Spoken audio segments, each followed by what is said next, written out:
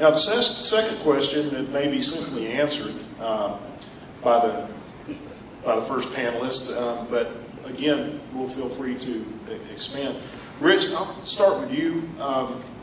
What is the difference between an independent charter school and conversion charter schools or charter systems?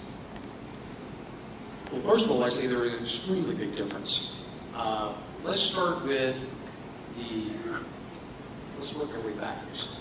A charter system is when an existing traditional public school system decides they want to merely change the name on the building outside of the school board headquarters.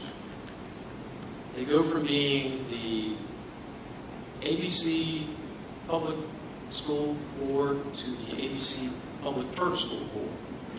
Now, in doing so, there are some things that are added to their market mix. They can have a little bit more flexibility, can adjust classroom size, and do some small innovative things. But the most important part that I think they cannot fully fulfill is they become a little resistant to giving more power to parents. Because you see, the same board that governed the traditional system now also governs the charter system. There was no additional parent empowerment in a charter system. Now, on to the second version, there's a conversion charter school. A conversion charter school is a standalone school that, for whatever reason, a local school board decides that they want to do something different at that particular location. So they convert from being a traditional school into being a charter school. However, if that school is a part of a local school district, the people who are running that particular conversion charter school are still the same people, the 5 to 7 or 9 people who were elected at the traditional school board level. Everybody following. Now, the option that I like the most is the independent charter model. Because in the independent charter model, what happens is parents, teachers, and community leaders, they birth an idea that they can provide educational services a little bit better than the folks around the corner. So they put together a charter application that says we're going to provide these types of educational opportunities for our kids. They may modify their school day. Instead of going from 8 to 3, they may decide to go from 7:30 to 5. And maybe even want to go every other Saturday, just so they can make sure they get some extra seat time to make sure the kids are proficient in math, science, reading, and so forth.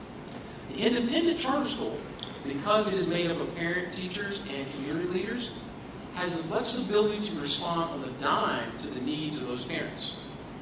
There's no long, drawn-out bureaucracy of having to try to go through the school teacher, the department head, the assistant principal, the principal, maybe the district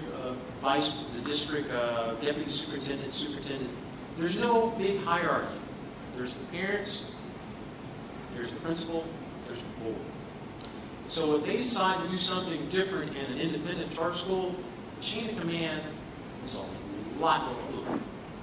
I can give you one specific example that happened at my daughter's school about a year ago. We participated in a program where all of the kids in the 6th grade, if they went through a training program on a Saturday morning, they had the opportunity through a partnership, through a public-private partnership, to get a personal computer of their own that they could do some additional math and science stuff at home. But they had to attend this 4-hour training. Well, everybody went through the training the first week, and then the second week they're supposed to get the computers delivered. But the parents had to sit through the training too.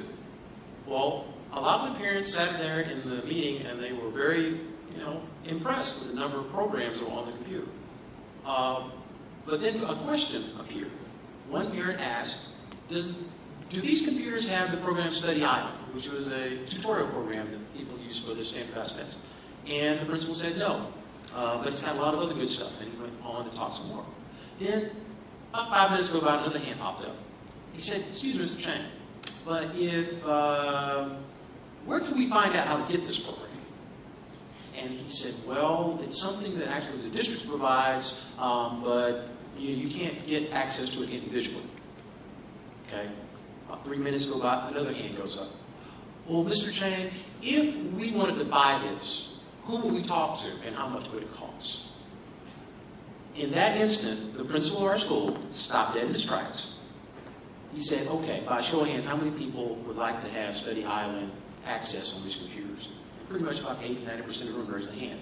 He said, okay, I'll tell you what, I'll go back and talk to the board, I'll see if we can make some adjustments, and I'll get back with you. In a week, we were supposed to get the computers on Saturday.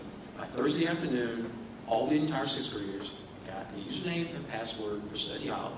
And on Saturday morning, they picked up the computers and they were able to start using that program in preparation. That's the difference between an independent charter school, a conversion charter school, and a charter system, in my opinion. If I may add, there's another dimension to the charter system. I think it's really sad that in the video, such as we saw, there's the claim that charter schools created by the state or authorized by the state would get more money. Now, you have to be careful what they say. They get more state money. They don't get any local money, more state money. But I think that's really ironic because the charter systems, and I think Cartersville's a charter system, the students get $100, or the school gets $100 more per student for being a charter system. Now that may not sound like a lot of money, but Fulton County just converted to the charter system, and it amounted to $10 million. Now, if they follow the argument that they're making about charter schools, all the school systems that aren't charter systems will just rise up and protest and say, this isn't fair. They're taking away money from the big pot that could be ours. But they're not, because they're all thinking, maybe we should become a charter system so we can get $100 extra per student. Barry, can I put this in Bartow County terms? Absolutely. He did a great job on the charter system. Let me put it in Bartow County terms as far as a conversion school and an independent charter school. All right, take the McDonald's in Cartersville. Does anybody in this room know whether the McDonald's in Cartersville is owned and run by the franchisor, or is there a franchisee? Does anybody know? It's McCutco. It's locally owned? No, it's McCutco. It's company. Okay. All right, so it's a corporate store, right? So a conversion charter would kind of be like if somebody here in Cartersville owned the McDonald's.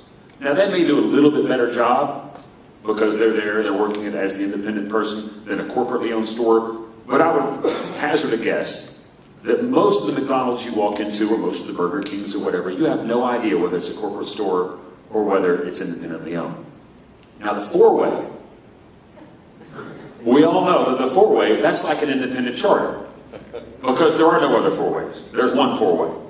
And the people back there flipping the burgers, they own it and they run it, and you know that. So that's kind of the difference in Cartersville-Bartow County terms of the difference between a conversion charter and an independent charter. Four-way, independent, McDonald's, conversion. Okay. Any other panelists on this particular issue? If not, we'll move on to the next question.